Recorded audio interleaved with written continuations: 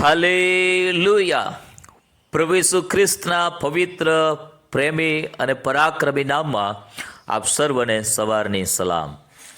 હું આશા રાખું છું કે પ્રભુએ ગત રાત્રિમાં તમને બધાને મીઠો આરામ આપ્યો છે, ક્ષેમ કુશળ રાખ્યા છે અને નવા દિવસની ઉત્તમ ભેટ પ્રભુએ આપણને આપી છે. માટે પ્રભુના નામને ધન્યવાદ હો. આજનું મનન માર્કની લખેલી સુવાર્તા 4થો અધ્યાય 39મી કલમમાંથી લેવામાં આવ્યું છે.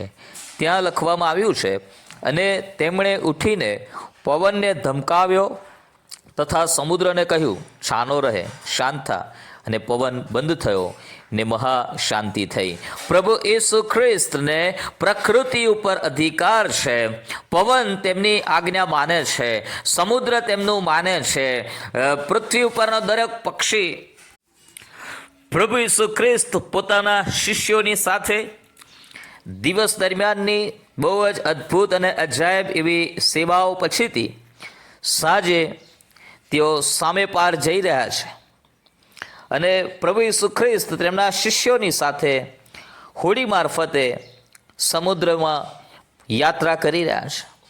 અને પ્રભુ ઈસુ ખ્રિસ્ત દિવસ દરમિયાનની સેવાઓના કારણે થાક્યા હતા, કેમ કે તેઓ મનુષ્ય હતા, સંપૂર્ણપણે મનુષ્ય દેહમાં તેઓ હતા.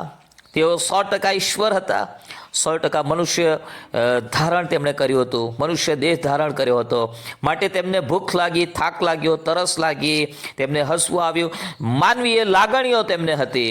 અને એ જ પ્રમાણે પ્રભુ ઈસુ ખ્રિસ્ત દિવસ દરમિયાનની સેવાઓ પછી આરામ કરવા માટે તેઓ સૂઈ ગયા હતા, હોડીમાં જ તેઓ સૂઈ રહ્યા હતા. અને એ સમય દરમિયાન, આ યાત્રા દરમિયાન એક મોટું તોફાન સમુદ્રમાં આવે છે. હવે પવનનું મોટું તોફાન આ સમુદ્રમાં થયું, અને હોડીમાં મોજાઓ એટલા ઉછળી આવ્યા કે આ હોડીની અંદર પાણી ભરાવા લાગ્યા, અને હોડી પાણીથી ભરાઈને ડૂબવા લાગી. અને પ્રભુ ઈસુ ખ્રિસ્તના શિષ્યો પ્રથમ તો પ્રયત્નો કરે છે કે અમે હોડીમાંથી પાણીને બહાર કાઢી નાખીએ. તેમનાથી થતા બધા જ પ્રયત્નો તેમણે કર્યા, પણ જ્યારે તેમનાથી કંઈ વળ્યું નહીં, તેઓ ગભરાઈ ગયા કે હવે આપણે બચી શકવાના નથી, આજે તો આપણે મરણ પામીશું. પણ એ સમયે તેઓ પ્રભુ ઈસુ ખ્રિસ્તની પાસે દોડી જાય છે. તેઓ પ્રભુ ઈસુ ખ્રિસ્તને ઊંઘમાંથી ઉઠાડે છે અને પ્રભુને કહે છે કે પ્રભુ ઉપદેશક, અમે નાશ પામીએ છીએ અને તમને શું કંઈ ચિંતા નથી? હોડીમાં પ્રભુ ઈસુ ખ્રિસ્ત હતા, પ્રભુ ઈસુ ખ્રિસ્તને ચિંતા હતી, પણ પ્રભુ ઈસુ ખ્રિસ્ત આ પરિસ્થિતિમાં શિષ્યોનો વિશ્વાસ પારખવા માંગતા હતા કે જ્યારે તેમના જીવનમાં આવું તોફાન આવે તેઓ શું કરશે? શું એ સમયે પણ તેઓ એવો વિશ્વાસ રાખશે કે પ્રભુ ઈસુ ખ્રિસ્ત અમારી હોડીમાં છે એટલે અમારી હોડી ડૂબશે નહીં? પ્રભુ ઈસુ ખ્રિસ્ત તમારી સાથે છે, અમારે બીવાની જરૂર નથી. પ્રભુ ઈસુ ખ્રિસ્ત તેમનો વિશ્વાસ પારખવા માંગતા હતા. પરંતુ વાલા, એવું બન્યું કે આ શિષ્યો ડરી ગયા, ગભરાઈ ગયા. પરિસ્થિતિઓની સામે તેઓ નાસીપાસ થઈ ગયા અને પ્રભુને જઈને ઉઠાડ્યા. પ્રભુ ઈસુ ખ્રિસ્તે તેમના સામર્થ્ય અને અધિકારથી તેમણે પવનને ધમકાવ્યો, સમુદ્રને કહ્યું કે છાનો રહે, શાંતા, અને પવન બંધ થઈ ગયો.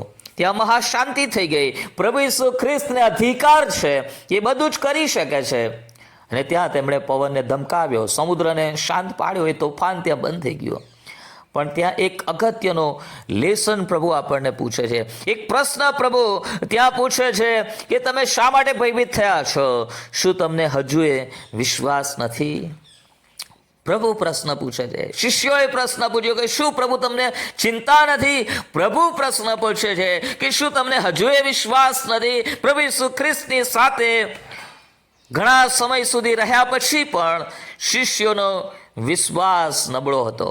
સંકટમાં તેઓ ધીરજ રાખતા શીખ્યા ન હતા, સંકટમાં પ્રભુ પર વિશ્વાસ રાખતા શીખ્યા ન હતા. ભલા, આપણા જીવનોમાં પણ ઘણી બધી વખત આવું બને છે. આપણે દરરોજ બાઇબલ વાંચીએ, દરરોજ સંદેશાઓ સાંભળીએ, દરરોજ દૈનિક મનનના પુસ્તકો વાંચીએ, પ્રાર્થના કરીએ, ચર્ચમાં જઈએ, બધું જ કરતા હોઈએ, સ્તુતિ આરાધના કરીએ, પણ જ્યારે આપણા જીવનમાં કોઈ પરીક્ષણ આવે છે, જ્યારે કોઈ આફત આવે છે, જ્યારે કોઈ સમુદ્રનો તોફાન આપણા જીવનમાં ઉઠે છે અને આપણા જીવનરૂપી હોડી એ હાલમડોલમ થવા લાગે છે, આપણી હોળીમાં પાણી ભરાવા લાગે છે, આપણને એવું લાગે છે કે પરિસ્થિતિ આઉટ ઓફ કંટ્રોલ છે, સિચ્યુએશન એ આપણા હાથમાં રહી નથી, અને ત્યારે પણ શું આપણે એ બાબતને હોલ્ડ ઓન કરીએ છીએ કે ના, મારો પ્રભુ મારા જીવનરૂપી હોળીમાં છે, હું મારા પ્રભુ ઈસુ ખ્રિસ્ત પર વિશ્વાસ કરું છું, તે મને ડૂબવા નહીં દે, તે મારી સંભાળ લેશે, તે મારી સહાય કરશે, મારો પ્રભુ મારી સાથે છે, તે મારે સહાય કરશે, તે મને બચાવશે, તે મને છોડાવશે, પ્રભુ મારું સામર્થ્ય છે, તે મારા પગને હરણ જેવા ચપળ કરશે, હું ના હિંમત નહીં થઉં, હું પ્રભુમાં બળ પકડીશ. ઘણી બધી વખત આપણે પરિસ્થિતિઓનો સામનો વિશ્વાસ સાથે પ્રભુ પર ભરોસો રાખીને કરવાના બદલે આપણે પરિસ્થિતિઓની સામે આપણું માથું ઝુકાવી દઈએ છીએ, અને ત્યારે શૈતાન બહુ આનંદિત થઈ જાય છે. ભલાઓ, પ્રભુ જ્યારે આપણને હાર્ડ ટાઈમમાં થઈને, કપરા સમયમાં થઈને પ્રસાર થવા દે છે, યાદ રાખજો કે પરમેશ્વરે આપણા માટે કંઈક બહેતર રાખ્યું છે. પ્રભુ આપણી ચિંતા કરે છે, પ્રભુ ખચિત આપણી ચિંતા કરે છે. પ્રભુ કહે છે કે આ ચકલી જે 2 પૈસે વેચાય છે, એ ચકલી પણ 1 પૈસે 2 ચકલી વેચાય છે, એ ચકલીઓની પણ જો પ્રભુ ચિંતા કરે છે, તો તમે અને હું કે જેઓ પ્રભુની સ્વરૂપ અને પ્રતિમામાં બનાવેલા લોકો છીએ, અને આપણે જો ઈસુ ખ્રિસ્તના લોહીથી ખરીદાયેલા લોકો છીએ, આપણે જેઓ પ્રભુ ઈસુ ખ્રિસ્ત દ્વારા પસંદ કરાયેલા લોકો છે, આપણી કેટલી વિશેષ તે ચિંતા રાખે છે. પણ આપણે ઘણી બધી વાર આવા વચનો ભૂલી જઈએ છીએ.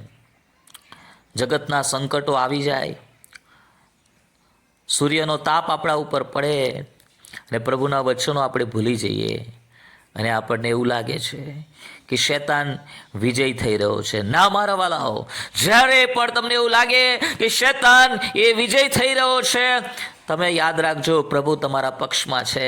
શત્રુ ગમે તેટલો બળવાન હોય, પણ આપણો પરમેશ્વર સર્વશક્તિમાન ઈશ્વર છે, અને તે આપણી સહાય કરવા માટે સમર્થ ઈશ્વર છે. એ તમારી પરિસ્થિતિઓને બદલી નાખશે. જસ્ટ તમે તેના પર ભરોસો રાખો, અને સંકટમાં ધીરજ રાખતા શીખો, સંકટમાં પ્રભુ પર ભરોસો રાખતા શીખો. સંકટ આવે ત્યારે તમારું બીપી વધારી દેશો નહીં. સંકટ આવે ત્યારે પ્રભુની પાસે જજો, પ્રભુની આગળ આંસુઓ પાડજો, પરંતુ ચિંતા કરીને તમે રડશો નહીં, તો પ્રભુનું અપમાન થશે, પ્રભુના વચનોનું અપમાન થશે જો આપણે એવું કરીશું તો. વોટ એવર સિચ્યુએશન, હાલેલુયા, ગમે તેવી પરિસ્થિતિઓ કેમ ના હોય, આપણે પ્રભુ પર ભરોસો રાખવાનો છે. તે સગળું સારું કરશે, સગળું હિતકારક કરશે, ચોક્કસથી કરશે. પ્રભુ આ વચનો સમજવાને માટે અને આપણા પ્રભુ ઉપર દરેક સમય અને સંજોગોમાં ભરોસો રાખવાને માટે તમારી સહાય અને મદદ કરો. God bless you.